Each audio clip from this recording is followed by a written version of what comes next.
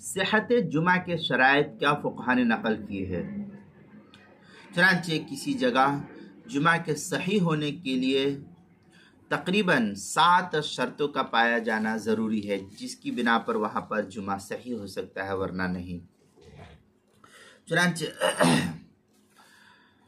पहली शर्त बड़ी आबादी का होना।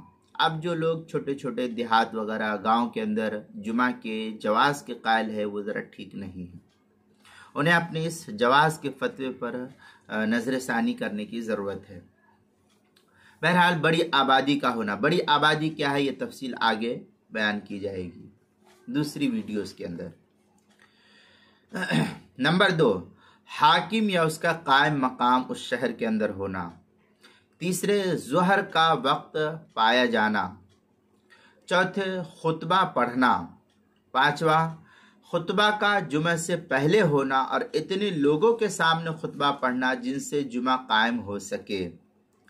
नंबर 6, कम अज कम 3 मर्दों का जुमा में शामिल होना। नंबर 7, जुमा में शिरकत की आम इजाज़त का पाया जाना। चुनांचे दुर्र मुख्तार मशामिया के अंदर है, वयश्तरतु लिसिहतिहा सबअतु अशियाइन अल अव्वल अल मिस्र वसानी असुल्तान वसालिस वक्त ज़ोहर वर्राबि अल खुतबा। इस तरीके की काफ़ी इबारत जो है दुर्र मुख्तार मशामिया के तीसरी जिल्द सफ़ा 24 और 25 पर नकल की गई है। आप वहाँ इन शराइत को देख सकते हैं।